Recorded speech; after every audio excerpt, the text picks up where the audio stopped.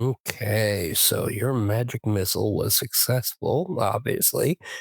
You still have 20 feet of movement. You want to use it?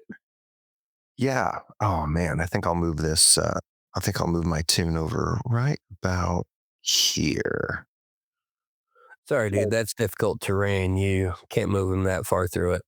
well, how is that difficult terrain, Well, if you look at the map, you can see it. There's sharp rocks all around you. dude? All I see is a bunch of upside down V's. How was I Yeah, supposed to that means difficult terrain. know? Okay. I guess that makes more sense. All right. What did you think it meant? Oh, never mind. Never mind. All right. I'll move here. You can't move it there either, dude. Well, why can't I move there? It's just a couple of squiggly lines. Yeah, that's a cliff.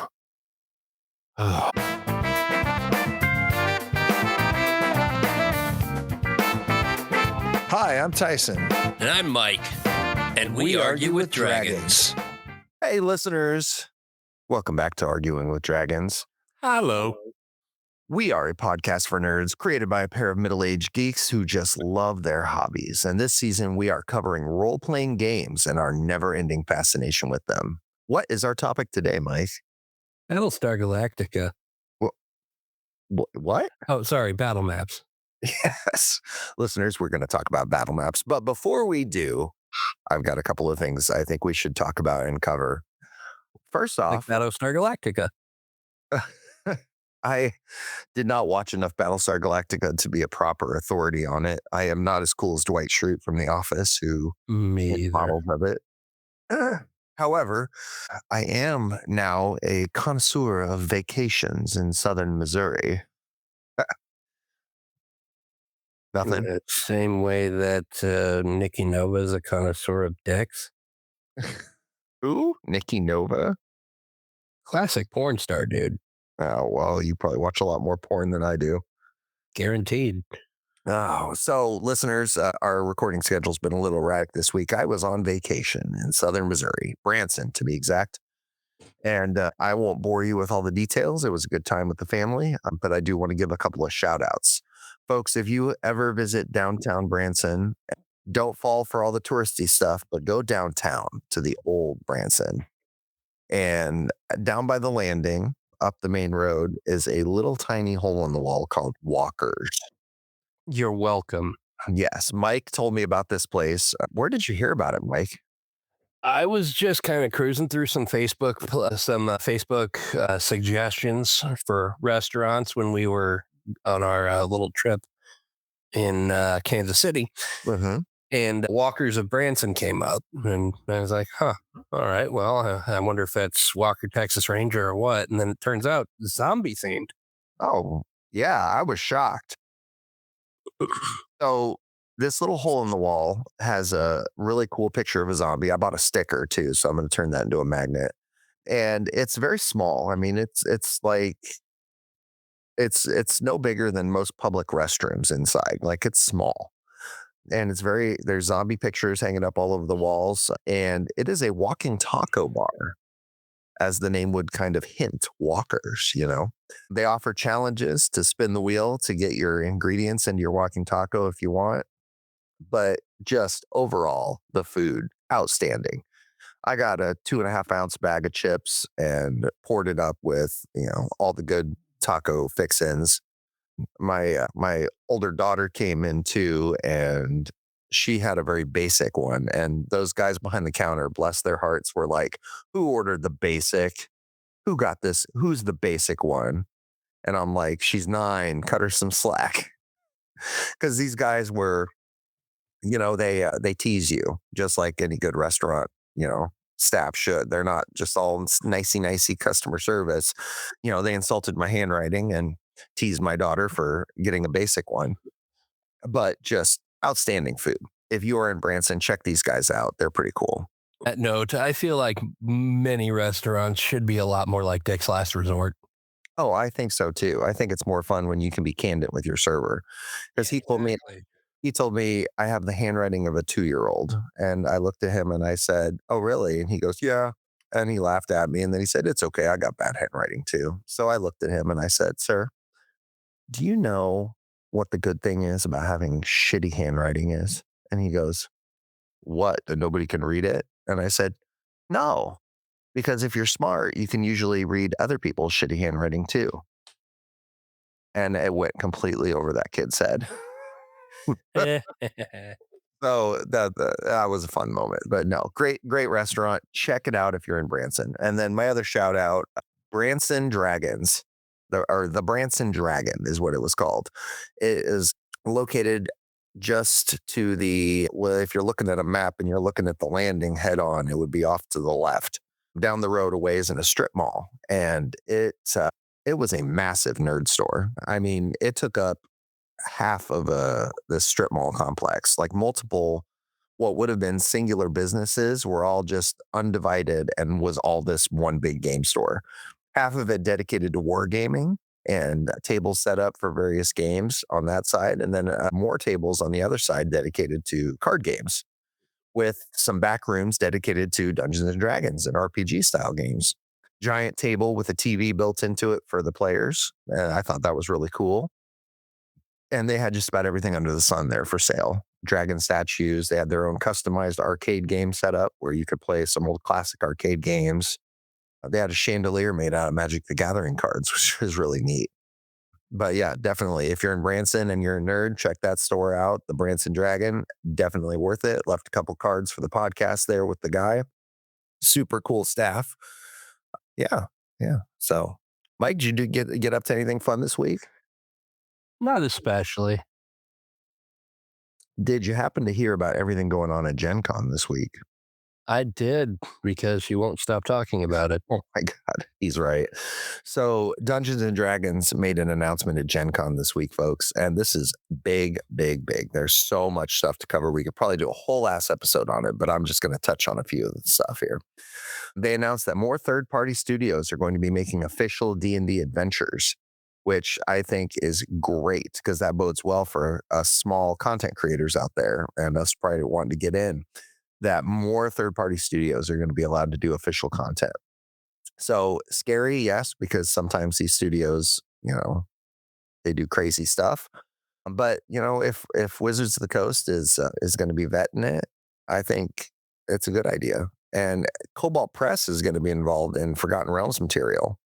I think that's incredible because have you ever heard of Cobalt Press? No. They make some awesome, awesome guides to how to create worlds and how to run D&D. I listened to numerous of their audiobooks and they are fantastic. I love Cobalt Press. So that to me, that's a big old win. D&D Beyond is getting a major overhaul, including their app, which is, by God, much needed. Um, No, I mean, I don't hate the app as it is because, I mean, it's like Wi Fi on a plane. If you have it, stop complaining. Just saying. right? I'm with you. The app works, but for your actual character, it doesn't work very well. It's nice to be able to read some of the content books and how it has all the information from the books just without the art, able to access in an easy to find way. However, the character screens on your own character are very drab, and they don't always work very well. The rolling doesn't always work good. It's much better on the website. However, they are going to be working on revamping the website too, because sometimes it's kind of difficult to find actual information quickly on their website, and they're trying to fix that. So I think it's a win overall. Over on to polygon.com's got a great article about all these infos if you're interested in going to look it up. They've got some screenshots about how the app is going to look on the phones, which it looks pretty dang good to me. I think it looks a little too minimalist. I mean, what I like about D&D Beyond as it is, I really don't use it on the phone, so I could be a little biased here. I always ever use it on my PC. So on the PC, you can see everything with links to all the other bits that you might need. It's just easier for me that way. But I have used it on my phone in the past, and the UI isn't horrible. Yeah, no, I don't think it's horrible. Horrible would be too strong a word. I think the UI on the phone is definitely goblin tier. It's not trash, but it definitely had room for improvement. And I can understand they've been working on a lot of stuff since D&D Beyond was purchased several years ago by Wizards and all that. Because it used to be, D&D Beyond was all fan made, right? Yeah. Yeah, and they've been working off of that structure since. And D&D Beyond has its own subreddit, and some of the developers of the Maps app and all that have been regularly updating that community on changes with change logs and bug fixes and all that.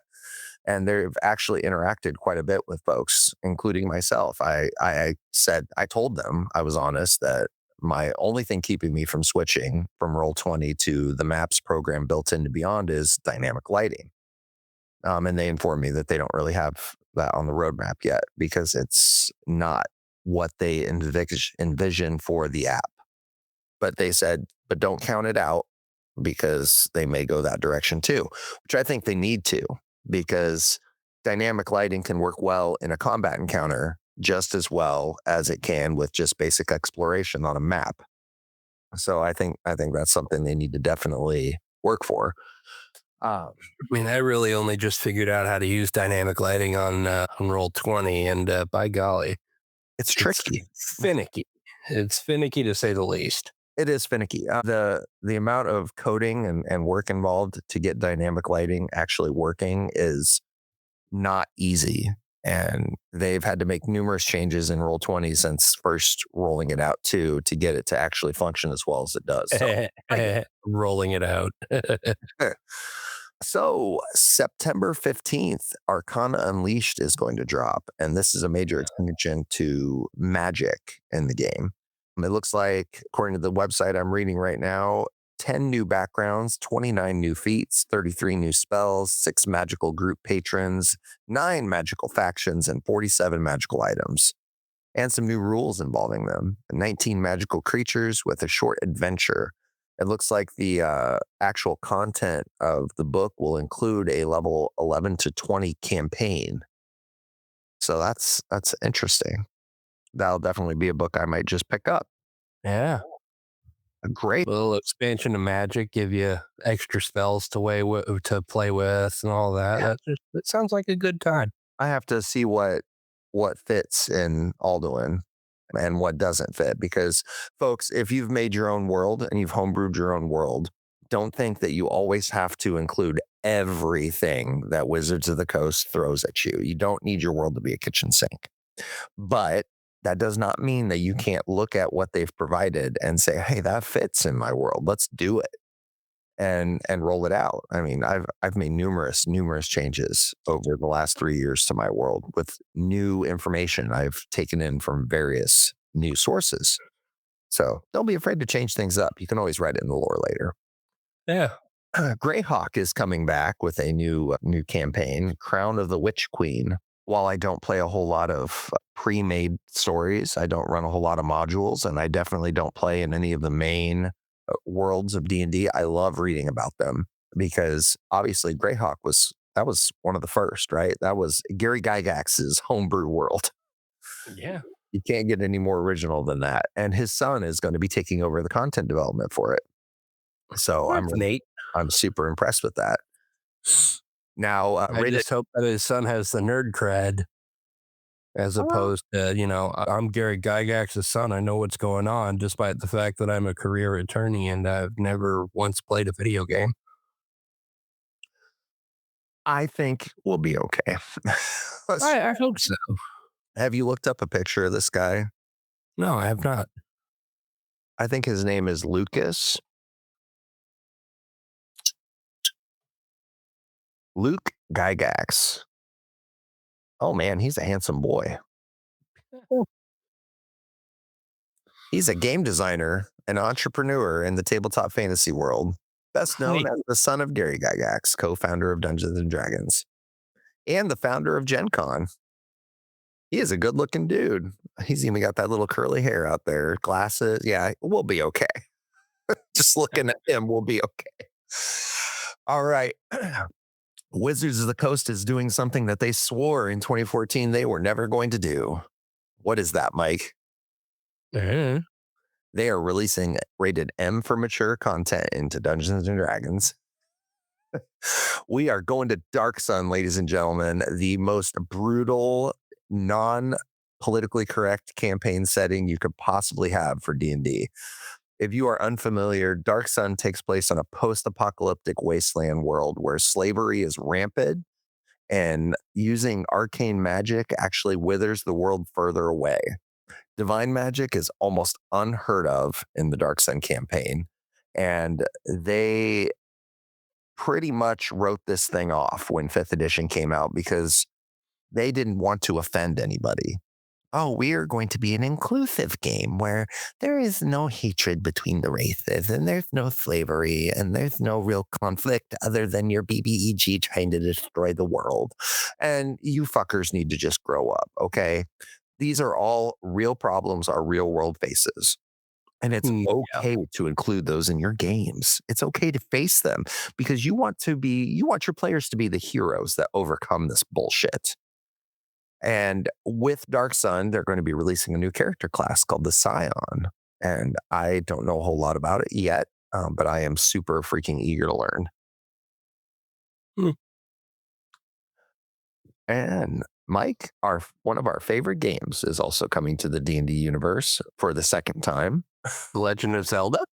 World of Warcraft. Yay! So, World of Warcraft, folks, if you didn't know, Blizzard came out with, or Wizards of the Coast came out back in 3.5 with a World of Warcraft 3 campaign setting for D&D, where it crossed over characters from Warcraft 3 and the franchise. But now they are diving headfirst into World of Warcraft. Releasing, it looks like the books will release in November 17th with early access beginning in November 3rd. They'll contain 11 new species covering every playable World of Warcraft race, several variants, plus 9 subclasses that allow players to adapt classic D&D styles to World of Warcraft classes. Sounds cool. 26 new magical items, 60 new spells, 23 factions, 50 monsters, 7 dungeons, and 30 dungeon boss stat blocks. Rules for professions, mounts, and companion creatures dig even deeper. Oh my God. Can you imagine the amount of work that's going to take? Oh yeah. Holy shit. I mean, Most would you want to definitely. play And I them? mean, it's only getting released in November. That's They've been working on this for a while. yeah. Yeah, one can only imagine. I mean, I think it comes across 3 books, and the rule book is 256 pages. So, yeah.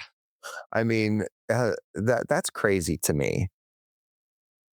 It, a separate map pack will grant access to digital Icecrown Citadel adventures that take 5 level 16 characters through level 20, culminating in a battle against Arthas, the Lich King. Huh. Wow. The Lich King as a level 20 campaign is kind of nuts. Hasbro will be releasing miniatures featuring Arthas and Illidan. That's pretty cool. That's That's pretty freaking cool. awesome. I will buy that. Yeah, I mean, if I can play a Death Knight and go into Icecrown Citadel, that'd be awesome. Although Icecrown Citadel, as big as it is, that's a whole campaign in itself. I know. I know. It's wild. And I don't know Yeah. if we'll ever get a chance to play D&D in Azeroth, but it'll definitely be worth exploring. Last but not least, Dungeons and Dragons and Wizards of the Coast. This was very near and dear to my heart, and it won't be as near and dear to Mike's, but they've reacquired the licensing for Star Wars. And they're going to be doing some collaboration work here over 2027, and it's slated to be the Season of Rebellion. And I am super excited to see what they come up with. I am a huge fan of Star Wars Saga Edition, which was Wizards of the Coast's last IP that they did in the Star Wars universe.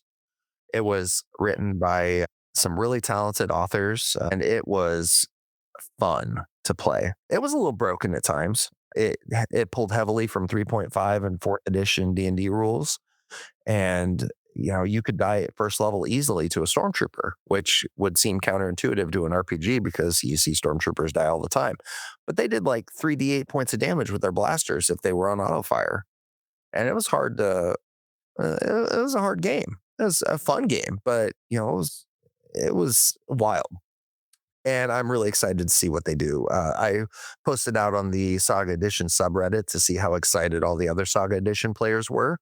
And I got mostly negative feedback that nobody was excited at all. And they think they're going to just botch this. So, Wizard of the Coast, prove them wrong, please. If you would like to hear Tyson talk more about Star Wars Saga Edition, watch any episode from season 1. I do talk about it a lot. But, today, folks, we're going to talk about battle maps. Yes, And we are. before we get into that, Mike, I think we need to do a lore dump. Oh, my.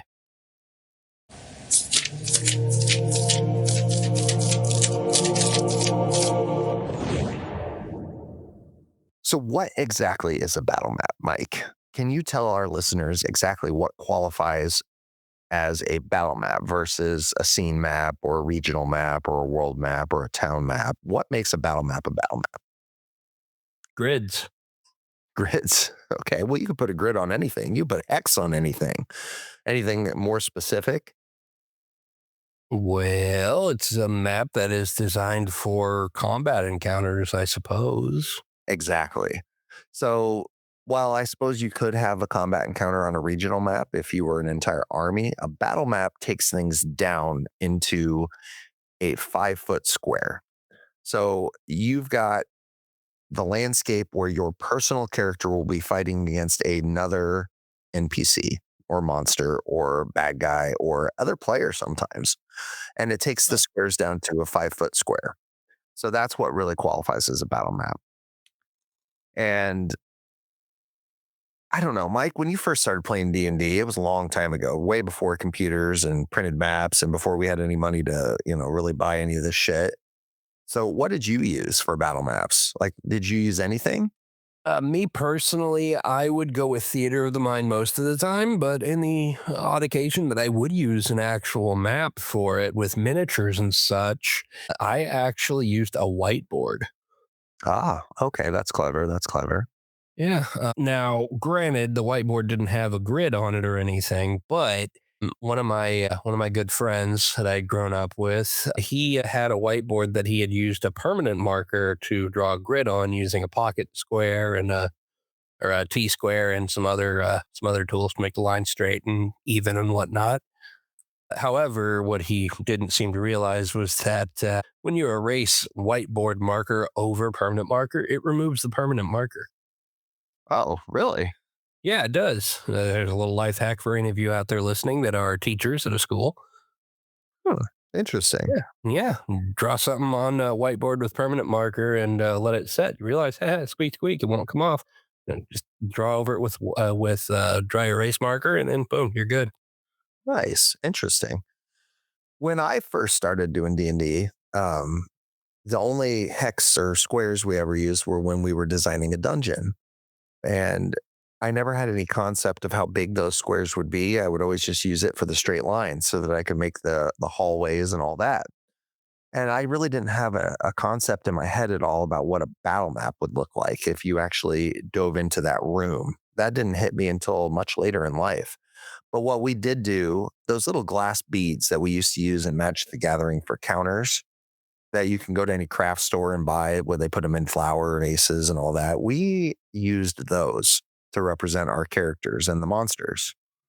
So when it wouldn't be surprising if you looked at our D&D table and there were stacks of dice sitting around the table that were cover or represented terrain and the glass beads representing the characters. And all of us had picked out a certain special color for our characters. And we would move them around, and we never played with distance rules back in second edition. You'd ask the DM, can I get to them before an attack before my turn? And the DM just kind of went, you were winging it the whole time. Yeah, basically, those were the good old days. It was. And there's something to be said about that imagination that it took to come up with all that.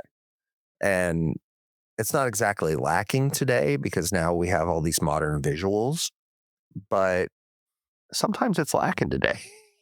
Yeah, a little bit, but I mean, back in those days, D&D was still exclusively for nerds, and everybody would spit on your shoes and call you a wiener. I know. I mean, you try to explain the Thaco system to anybody who wasn't a nerd, and they'd be like, I have to do math to play this game. I liked the Thaco system. I liked the simplicity because everybody says second edition was like much more complex and difficult. And no, if you could read a table, you could figure it out. Yeah, you can read a table, but it was so unnecessary. They just, I understand the making. Look at it now, dude. Roll a 20-sided die. Is number bigger than number? Yes? Cool, you hit. With Thaco, you roll a die. Hey, is this number bigger than the integer of those numbers over there? And if you square root them, do they end up equaling more or less than this? Do you remember what Thaco stands for, Mike? To hit armor class 0. Okay, so if I roll a 18 and my Thaco is a 16, that means I hit what armor class, Mike? I don't know. I don't remember. If I have a 16 Thaco and I roll an 18, that means I hit a -2 armor class. Oh, yeah. And armor class could go all the way to -10 in second edition. So Still, still crazy unnecessary. It was. Armor class was in reverse back in those days, my young friends. And the lower your armor class was, the better. So it started at 10 and went all the way to -10. And I don't know. Thaco also stands for Tyson's hemorrhoids are crazy obvious. I am getting old, so that's something you have to worry about. Yes, indeed. But, back to the topic at hand, a battle map is basically your envisionment of an encounter. And it can be most of the time when we say battle map, we're referring to combat maps, but it doesn't always have to be a combat map. As long as what is happening can be represented in 5-foot squares and the map is providing something to your players that it's going to be a challenge and giving them a visual aid for that challenge, then it's going to work.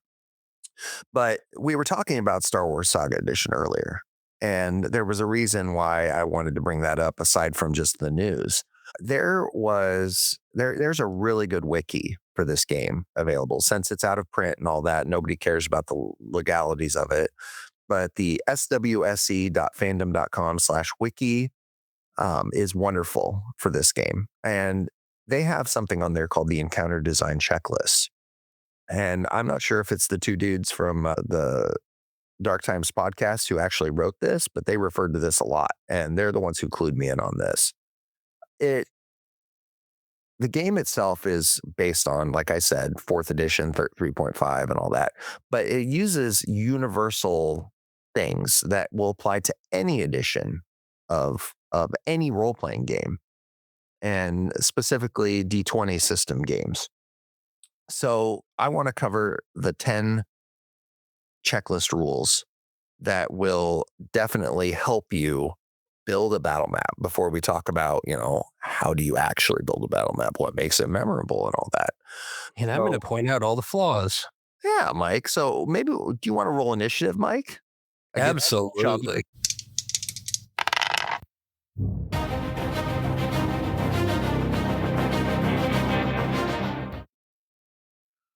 All right. The rule of 6. Rule number 1. Place all of your enemies at least 6 squares away from each other. What is this, in universe COVID? Kind of. But the reason for that is if your enemies are intelligent, they're not going to huddle together. This ensures that they're close enough to still buff each other with most major buffs, but are not likely to be hit by a single area attack. This also gives your enemies a chance to take cover from any ranged attacks coming in, whether it be spell, arrows. You got that pesky ass ranger sitting in the back row. You got a stormtrooper firing at you from cover. This allows your folks on your map, because you got to play your NPCs like their life depends on it, right? DMs, you're not just throwing them out there acting all stupid and letting your players walk all over them. So you got to space them out. You see a problem? Also gives your DM a good chance to metagame. What's that? Also gives your DM a good chance to metagame. How so? Oh, this party has two mages, both that have access to fireball, and a ranger. I'm going to go ahead and space these guys out so that they waste their fireball's potential. Well, I would think that if any intelligent being who knew anything about magic knew that there was going to be a magic user in the group that they were attacking, which, I mean, if you're doing a battle map and you're doing all this, obviously, I think the enemies probably know a little bit more about the players than the players probably think because they Potentially. potentially set up an ambush, maybe. I don't know what the situation would be, but they would probably spread out a little bit. So, okay. Walking into a kobold cave and suddenly they're all standing hugely apart, despite them having pack tactics, etc. Oh, well, So, I did say intelligent foes for this, but you're right. There's going to be some monsters that are less than intelligent or will have different situations where pack tactics and all that might work. Go well, go out the there. way that's worded just kind of suggests that that should be every encounter. Well, it's a checklist and sometimes you have to make changes, sometimes you don't. So Hmm. go out listeners and pick up the book The Monsters Know What They're Doing and you can study the tactics that each monster would use based on its stat block and its lore that is written in the Monsters Manual. Great book. Large areas is number two. So while they're applying this specifically to Star Wars Saga Edition because there's lots of ranged combat in this game, I think this applies to pretty much anything because most movement most movement on a map is 6 squares. And if you really want to have a fun tactical encounter that has a lot of these features and is memorable, I think your map should be at minimum 30 by 30. A lot of times I will use like a 27 by 31, which is pretty close. But as long as you can get, you know, if you subtract one and add it to the other and you still get 30, sometimes you'll want a different size map. But I think a 30 by 30 square map is a really good like goal. What do you think, Mike? Not a terrible one.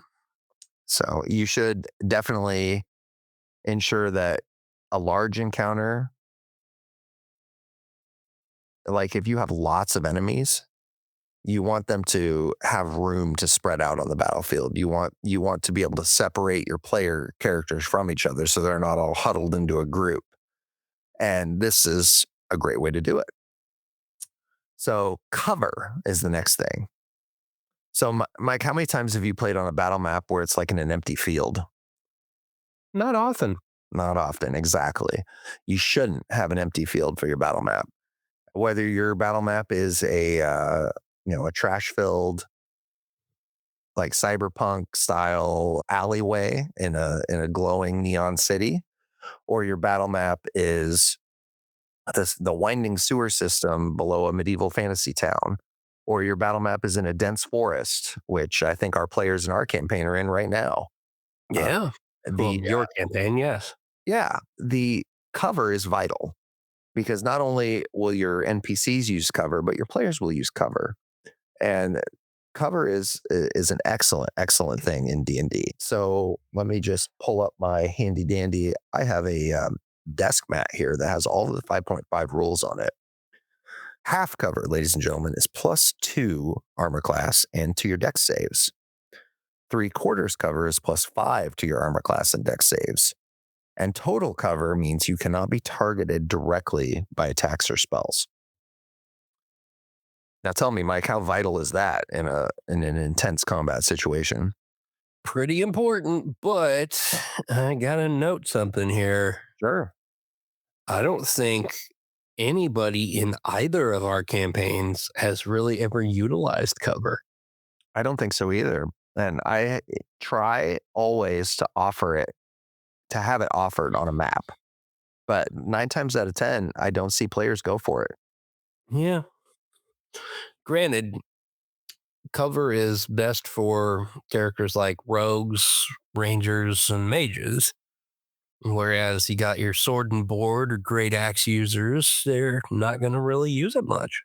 I think One of the first encounters that we had in my campaign that you guys played in, we were on a beach and you guys were being targeted by Kayla Shatteror, a nasty pirate. A stinky pirate hooker. She was a stinky pirate hooker, folks. She had one leg and always had provocative outfits on, as my players pointed out. But she was a constant thorn in the side of the players for their first probably 3 levels because the players had something she wanted and they didn't give it to her. And she was not used to being told no.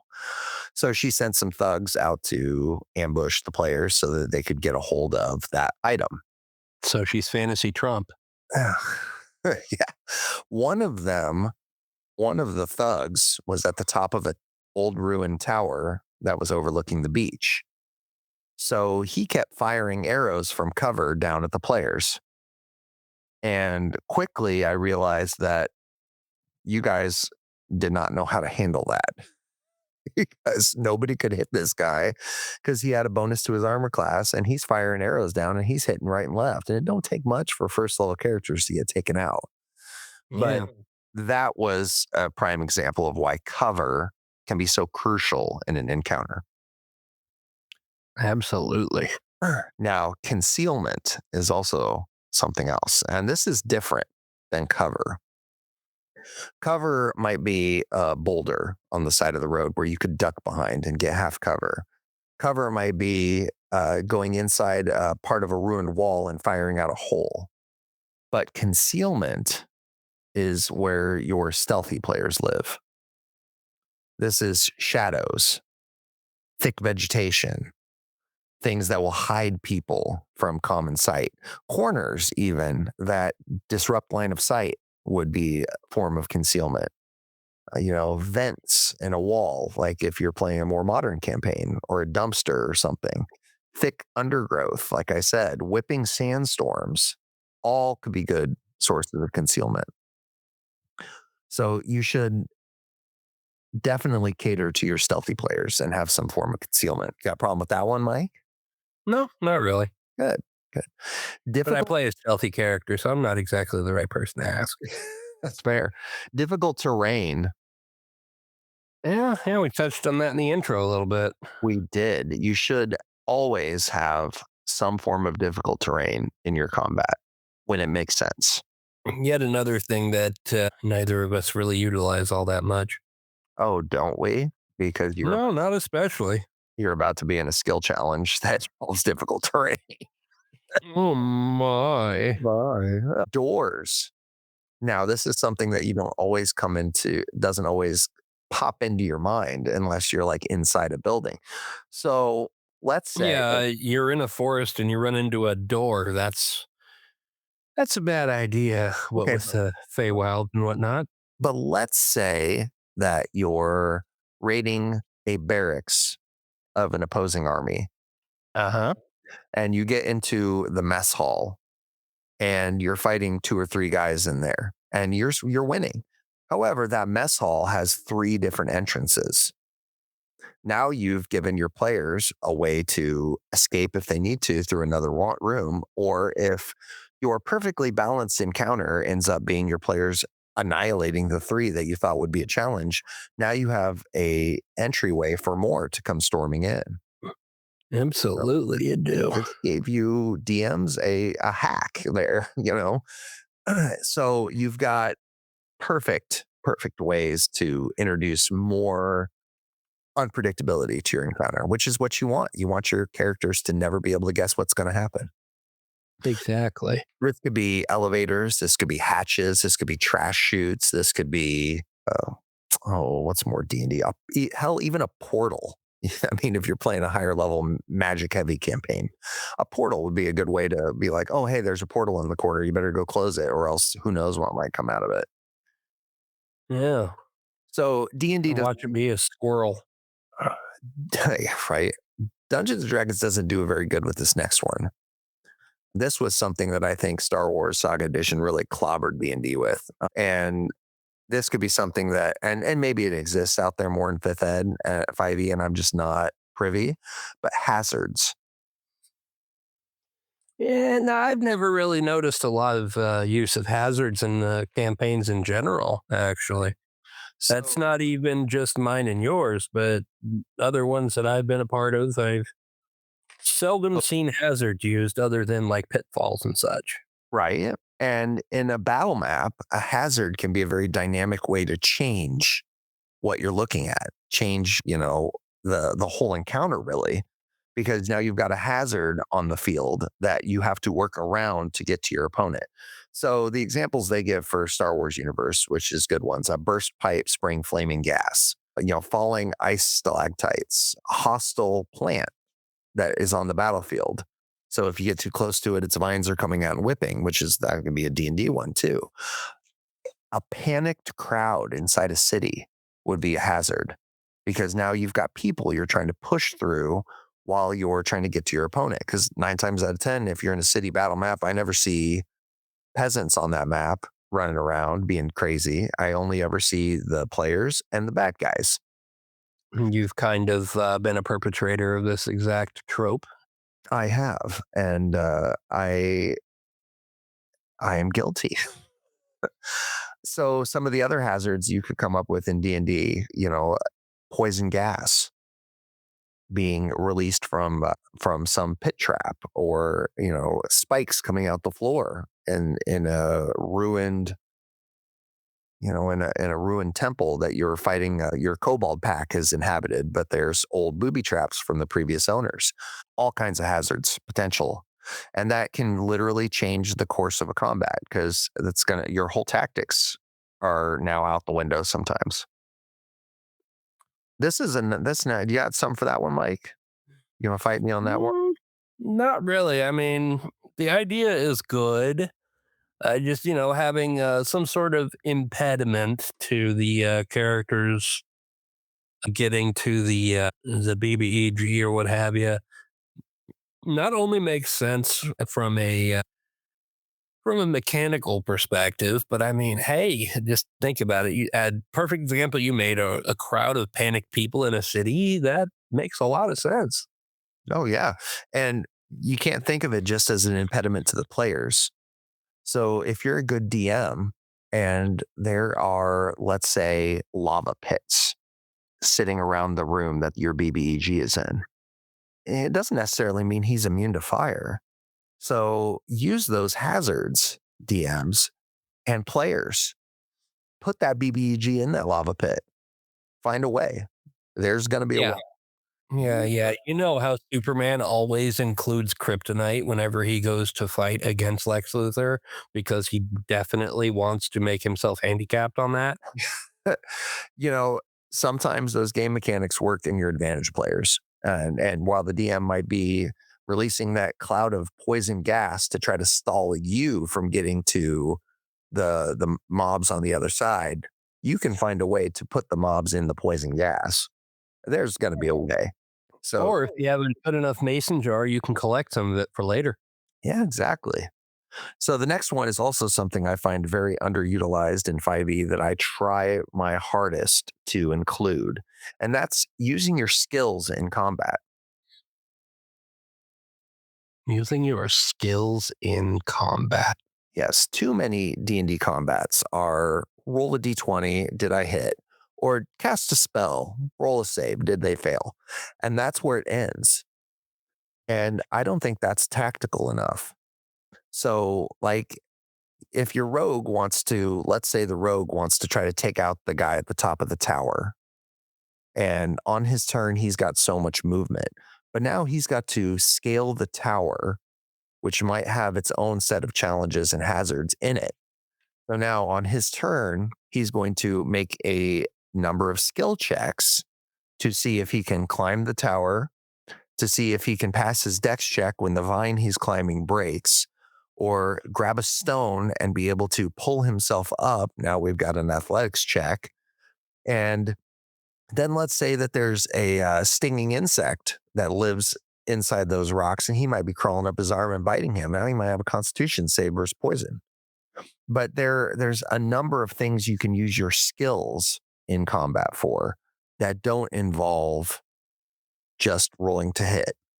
So the examples they give for a modern campaign: disabling a blast door and shutting a door on your opponent, intimidating your opponent in the middle of combat by, saying something or doing something and then rolling that to try to end the combat early.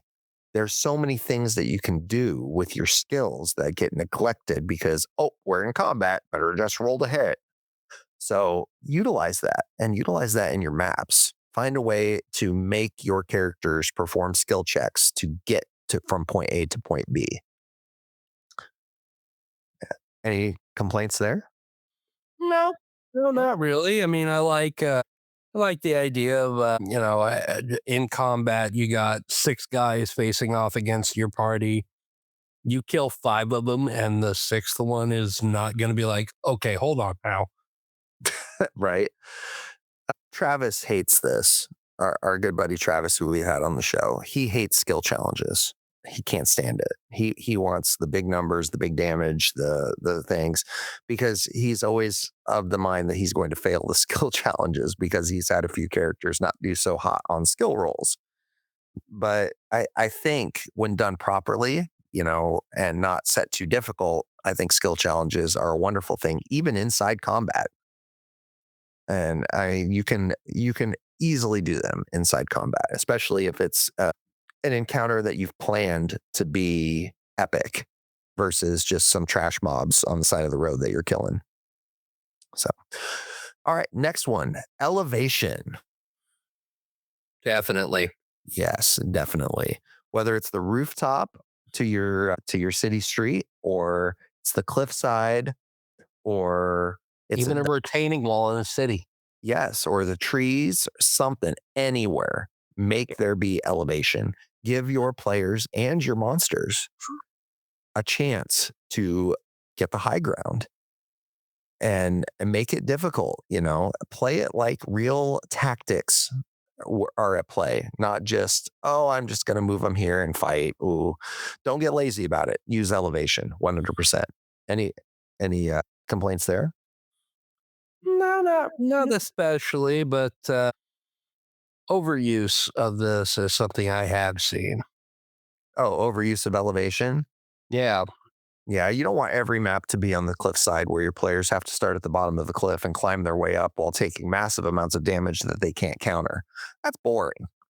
But you would like there to be some sort of dynamic to the combat so that there's not necessarily your bad guys starting at elevation, but making an option so that the players could take advantage of it before the bad guys. Or session one of my campaign, if you remember, you all faced off against some bandits, and your very own ranger, Seriana, decided to climb a rock that a ranger was standing on. yep, she used an ability that allowed her to move, I think, more and to get up to the top because you had a sniper up at the top, Yep. and I couldn't hit him or anything with Sariana.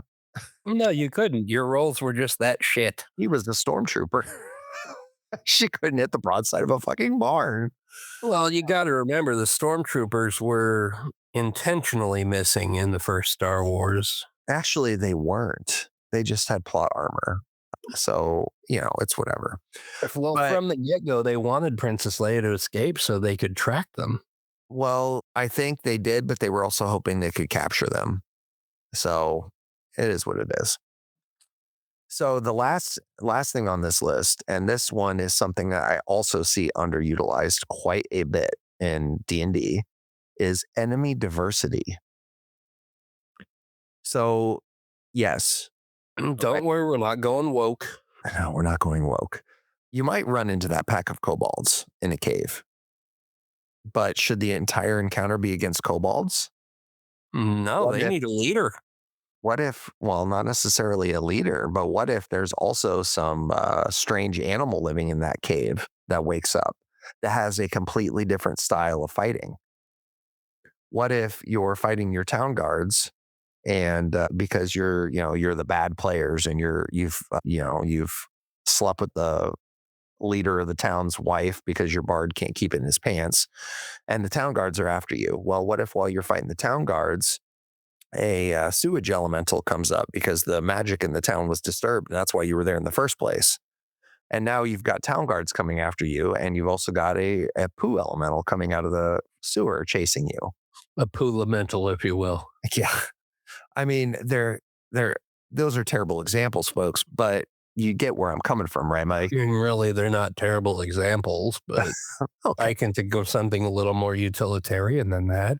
Well, what if you're tracking the thieves into a mountain pass who have stolen the blacksmith's metal, and you've got them cornered in the mountain pass, and you're getting ready for that epic fight when three harpies attack at the same time. Now the harpies may not just come after you, they might go after the thieves too, but they're still going to come after you too. So now you've introduced a matter of chaos into your combat, which is exactly what you want, because that combat, folks, that's what your players are going to remember. They're going to Yes, remember, they oh, will. do you remember that time that the harpies fucking attacked both of us? Oh my God. Somehow, I don't think that that's going to be a conversation had over dinner 20 years later. Oh, yeah, you never know. I mean, Mike, me and you talk about shit that's 20 years old all the time. I mean, sure, but just a one off encounter during a campaign is not going to be something we look back and laugh at generally. Yeah, that's true. That's true. But you never know. So those are 10 things to making an encounter good, but that doesn't necessarily mean battle map good. So let's dive into that piece just a little bit more here, since we're taking an extraordinary amount of time on this. What makes a map memorable to you, Mike? Well, it used to be, I would say, if a map was huge and had a lot you could do on it, that would be something that would stick out to me, as opposed to just an encounter with a tree and a couple of people attacking you, and that was it. Then yeah, that's boring.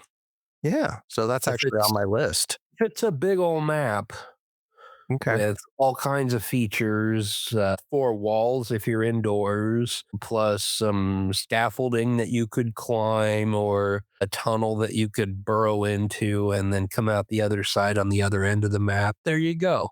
Yeah, exactly. So multiple paths to the objective. That is something that I've got a small checklist of my own here. So to me, what makes a map memorable? Having multiple ways to get from point A to point B.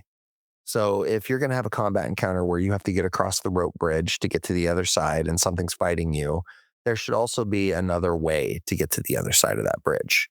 There should be multiple paths. Maybe there's some floating islands that you could do. Maybe there's a way to climb down and get under the bridge. Maybe the bridge is going to break and you have to climb now to get to the top, but there should be multiple paths to the objective. Again, elevation was on my list before I made this list, before I pulled up the encounter checklist. But having cliffs, balconies, bridges, anything vertical that you can use for fun.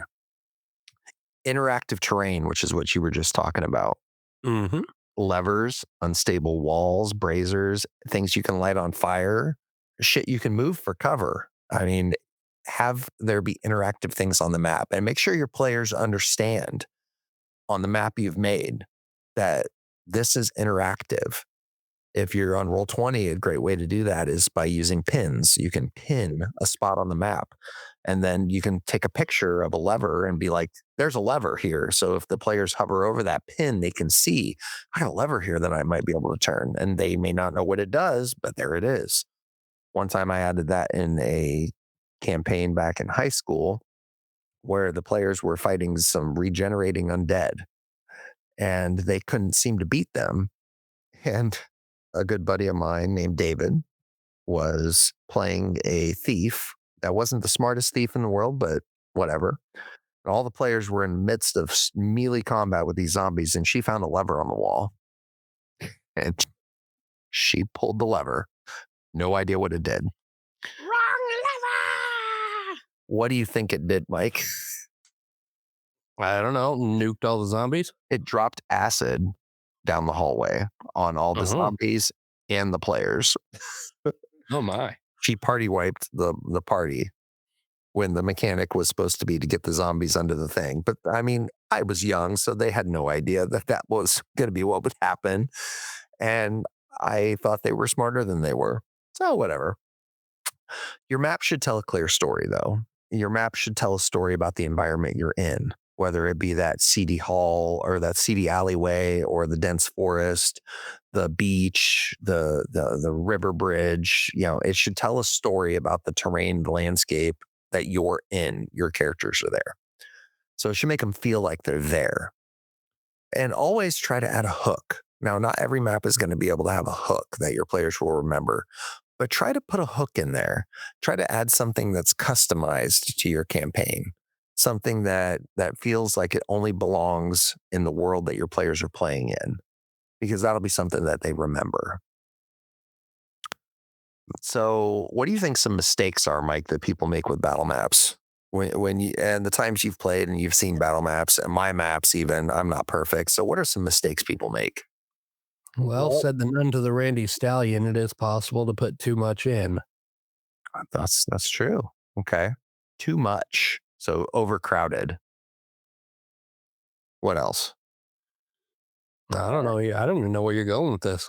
Okay, well, too many rectangles and no cover. So, too much open space is a common mistake in battle maps.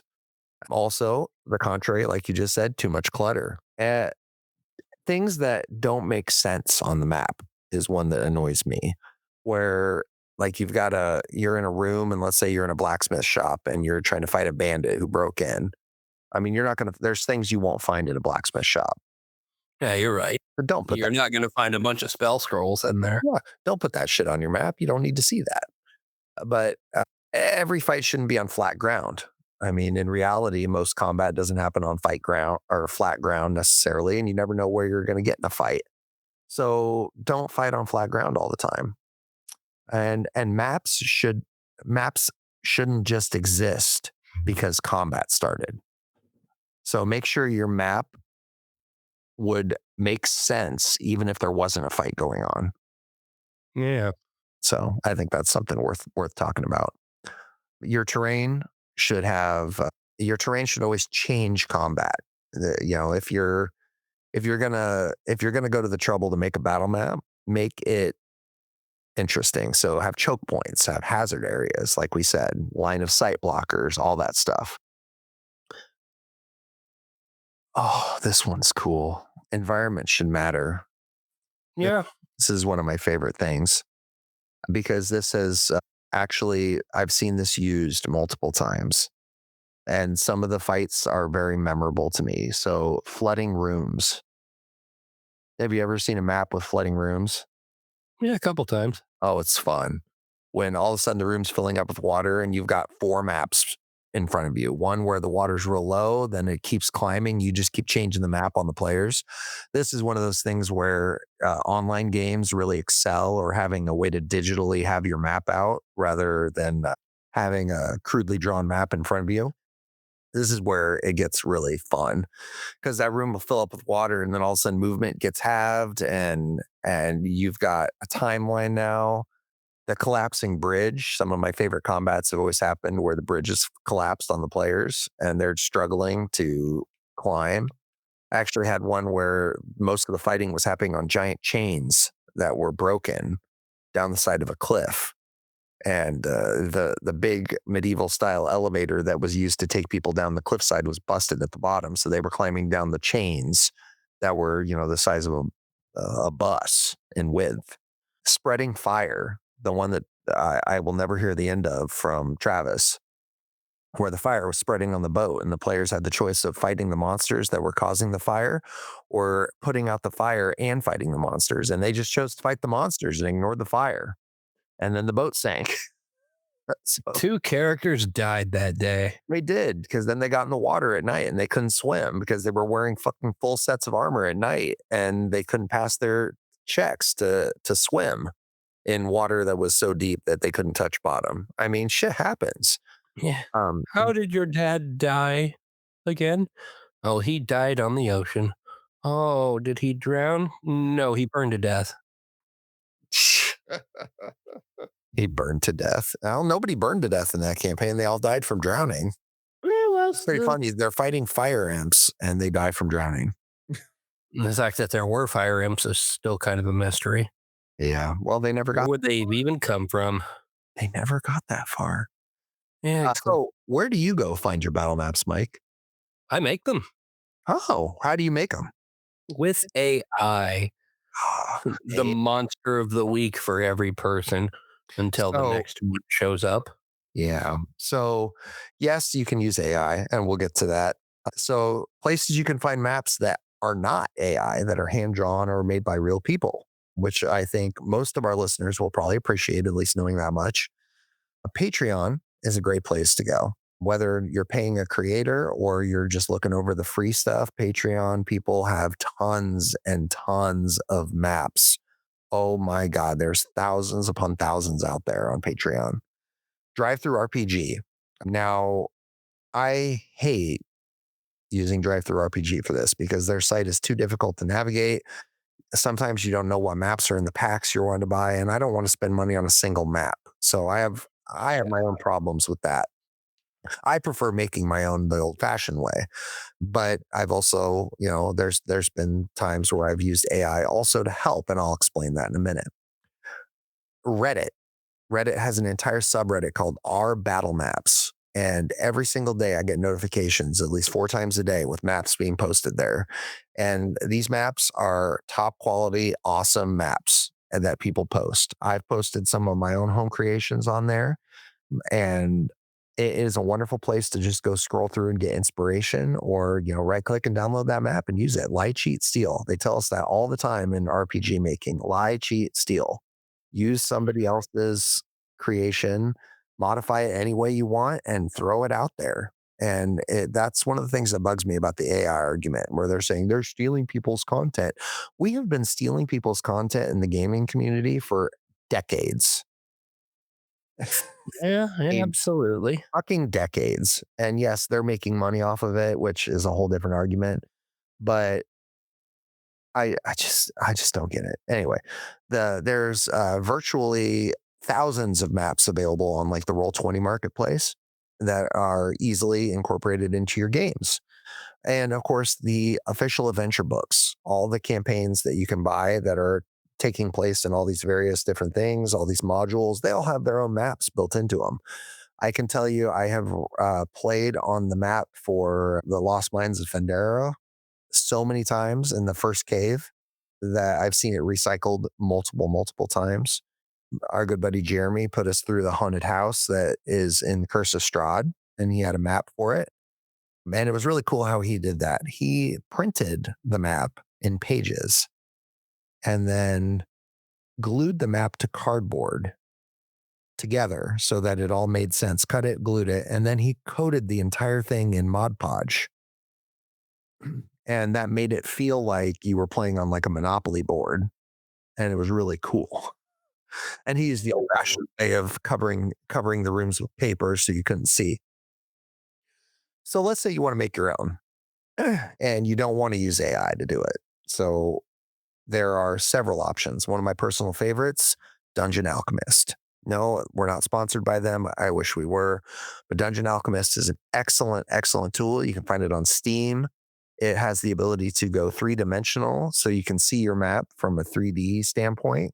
So you can kind of get an idea for what your players are going to see.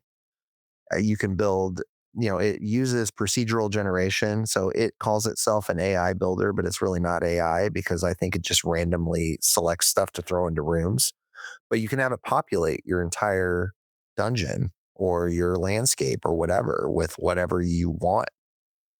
You can tell it to turn off windows, turn off doors, turn off torches and light sources, and it'll do it, or it'll add all those stuff in for you. Definitely makes building rooms and houses and some basic dungeon stuff very, very easy. Also, forest scenes, super easy to do in here. Yeah. My one beef is that you can't change the art style. It is always a hyper realistic look that I am not super fond of. So, Well, you're also a prude, so yes, I'm very prudy when it comes to my maps. yeah. I got a couple of ways that I would build maps myself. The one a little more utilitarian, the other is a little more complex. I had fiddled around with the idea of finding height maps on Google of real world locations, Mhm. which that is real bare bones. But if you have any knowledge of like Blender or even Unreal Engine, you can go in and fix that up so that you would see some trees and such. And then you can export that as a 2D. Yeah, that's not a bad idea. It's I not actually easy to terrain it, but at the same time, I mean, hey, it's something. so I experimented while on vacation with something similar, Mike, and Yep. I was kind of impressed with the results a little bit. So I did an attraction called Top of the Rock in Branson, Missouri, which is this you go up to the very tip top of a big hill and you get to drive down on a golf cart on your own to see all this beautiful landscape and all that is up on the side of this hill where you see caves and waterfalls and rock cliffs and all that. I love doing stuff like that because that inspires me to be out in nature in the woods and all that. So I took several pictures of these cliff sides, waterfalls, and some of which, you were up high over a bridge. So I could actually take a top down picture of like this beautiful lagoon with these cliffs around it.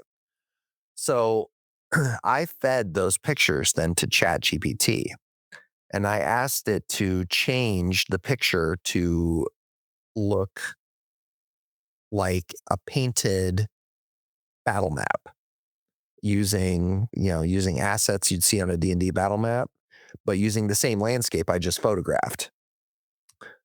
And it did it really, really well.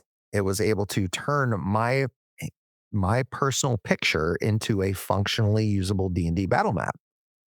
And I thought, "Oh man, this is kind of a neat hybrid of, you know, taking a photograph of something that's real in a real location in the real world that you took and then using AI to help you turn that into a D&D battle map." Yeah. I thought that was kind of cool. And, you may be totally against AI and data centers and all that, but you know what?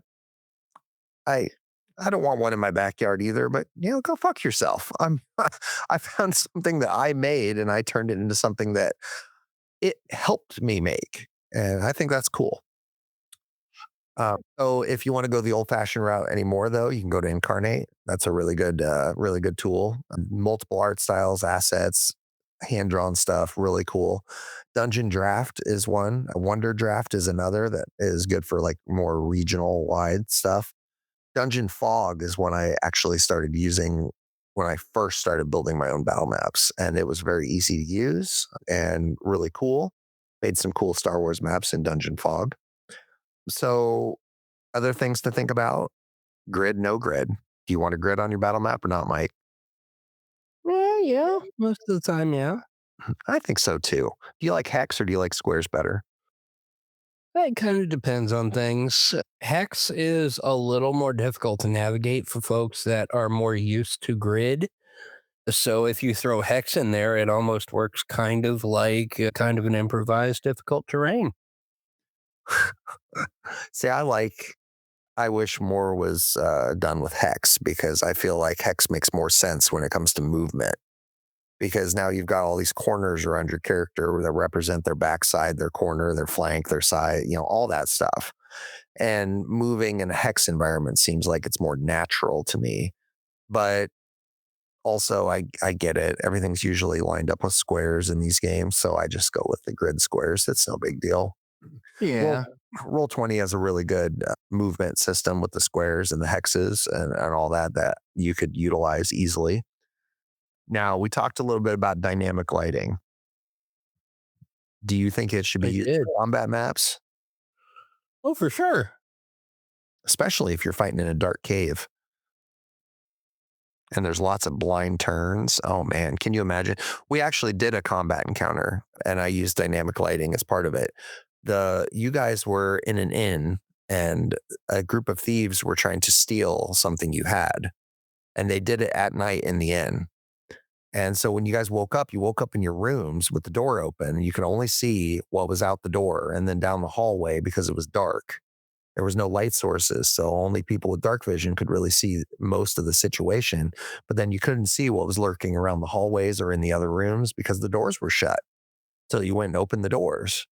And I think that was an excellent dynamic combat where I think two of you ended up chasing one of the thieves out the window in another room, while the other ones went straight for the hallway where the way up to the rooms were in the inn. And Yeah.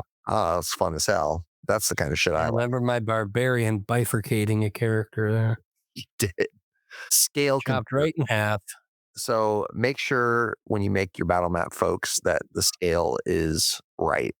Nothing pisses me off more than when I see a battle map and the chair takes up an entire 2 squares, or the table is like 7 squares long. Is your table really 35 feet? Because that's what 7 squares is, folks. Well, I mean, if you're in a castle, 35 feet, Mike? why not? Man, It's a royal table. I'll have to look that up. How big is the longest table in the world? So Depends I on what you define as a table. keep an eye on your scale. You can adjust it in both common VTTs. Not a big deal. And file resolution. If you make your own battle map or you download one off Reddit or Pinterest, Pinterest is another great place to go find battle maps. Make sure the resolution is good enough so that your players look at it. It won't be blurry, pixelated, and just look like ass. And That's part of the terrain, I mean, nothing is wrong either with just getting a whiteboard and drawing it in paint. I yeah, mean, there's that's nothing wrong with if either. you're in an in-person game, absolutely. So don't think we're just being snobs with all the visuals, folks. If you want to draw it, just draw it. It's no big deal. And you know what? That goes back to what I was saying earlier about other means that I use for making maps. In one of my old games, I want to say it was from like, I don't know, 2014, maybe. Yeah, right around 2014. I was in a game with some buddies in my hometown. And what I had done was I brought my computer and had a flat screen that I would lay down flat on the table to use as a battle map. And what I did was that I built all the maps in RPG Maker. Hmm. And that already had a grid on it when you're building it because it's a grid based system where you put the map together using chipsets and what have you.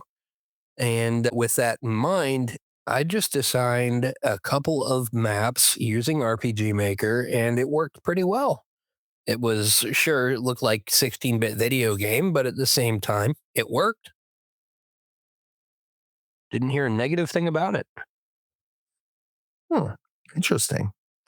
So what I did, folks, when I got a wild hair in my butt, this was maybe 4 years ago now, 3 years ago. I went out to a discount store. It's called Bargain Warehouse in Burlington. And they have lots of furniture that's nice, big furniture that's just cheap because it's dinged up or it has something wrong with it or something like that. So, and you could even go out to like Facebook Marketplace if you really want to save some money because, it's not, you find all kinds of shit out there for real cheap. Or you could build one yourself if you have skills and know how to cut wood. But get yourself a table and find yourself some space in your house if you've got it. And then in the middle of that table, look at how big of a square a rectangle you could cut out of that table with that still being sturdy. So we took probably a 7-foot long table and we cut a 40-inch TV size out the middle of it. It might have been 42. And flat screen TVs, folks, are dirt cheap. You can go buy a 32-inch one for like $80. You can get a 42-inch one for maybe 150. It's dirt cheap technology now. So, if you've got a little bit of money to invest in this project, you could probably do it for under $600 and you'll have years and years and years in it. So we cut a square out and we mounted the 42-inch TV into the table. And then I went to Lowe's and got some cheap trim that was made for trimming around like a picture frame or a door or just to cover something simple. I stained it to match the table and I cut it around the squares to hide the rough edge of the TV. Glued it down with some liquid nail and then covered it with initially plexiglass, which was real cheap at Lowe's. Since I've upgraded it to museum glass that doesn't glare or have a reflection. But then we cover the TV screen with that. And now, with the simple use of a laptop, I could upload any battle map to this TV. And the players sitting around the table now can see a battle map in front of them anytime we needed it. And Yeah, that's pretty cool. I had seen it done before online years and years ago, and it always was like a dream that would never happen. And then to actually do it in real life, oh my gosh, definitely a game changer. Now, right now, we haven't been playing in person for a while, so it's just collecting dust in my basement. But that'll change once our remodel gets finished down here. We'll be playing again, and we'll be using that TV, and it's going to be great. And folks, I hope somebody out there hears this and says, I'm going to build one too, because if I can do it, any of you guys can do it. Hooray! All right, Mike, I think when we rolled initiative, you were gonna try to pick me apart here on this. And I think you Sure. agreed with me more than you disagreed with me. I mean, so Folks, I won that encounter and I want it noted. Did you though? I did. Did you though? I did. All right, folks, I think we're going to wrap up our topic today. Mike, do you have any interesting information you want to share with our listeners? Not especially. No, nothing. No fun fact. No crazy. Well, here's a fun fact that'll make you feel old. Yeah. Family Guy is almost 30 years old. Oh, almost 30. That was like 1999, wasn't it, when it first released? 98, I believe, was the premiere. My God, I haven't watched an episode of Well, Family Guy. let me just double check. Family Guy premiere date. January 31st, 1999. You were right. Oh, 99. Yeah, still, folks, 99. That's a long time for a show to be on. And granted, I don't think it's been good for a long time. I mean, it's been better than The Simpsons in later seasons. Oh, that's fair. That's fair. But All right, here's another fun fact about that. The debut date for Family Guy's very first episode was a Super Bowl preview on January 31st, 1999. Now, the actual season 1 did not begin in earnest until April of that year. Oh, interesting. So 3 months after the premiere was when the actual season began. Well, Seth MacFarlane, man, he's a funny dude. He really is. And he almost died in 9/11. Really? Yeah, he was late to a flight. One of the ones that actually hit the Twin Towers. Oh my God. Can you imagine a world where Family Guy never happened because of 9/11? That would be something. I mean, it had already been going for 2 years, but still. My God. Yes, it probably would have been more wildly popular too if he had died. Oh, yeah. I mean, the first 2 seasons were nothing to shake a stick at as comedy is concerned because all the they were jokes my were super favorite. easy. But they were my favorite 2 seasons. They may have been your favorite, but they were also very, very easy. Oh. They were the Garfield comics of cartoons in terms of how easy the humor was. That's fair. That's fair. All right, And folks. nowadays they've used all these jokes and they haven't had an original one in a while because they ran out of shit. That's fair. That's fair. All right, folks, I am going to direct you to our link tree that I will post in the description of this podcast. So wherever you're getting your podcasts, check out that link tree there at the bottom. And we're going to be working on hopefully getting some more Patreon content where we can get some subscribers going. Also, like us on Facebook, follow us there. That way we can get you updates on our recording schedule and things we're going to talk about and some of the fun shit we do there. And of course, if you want to reach out to us directly, arguingwithdragons@gmail.com. Those emails go straight to my cellular device. So please, email us, talk to us, let us know how we're doing. Hmm. Mike, you've been so quiet this episode. I have. Anything going on you want to tell the wide world? No. Well, okay. Well, folks, tune in next week where we're going to talk about RPG games that were very popular, but probably shouldn't have been.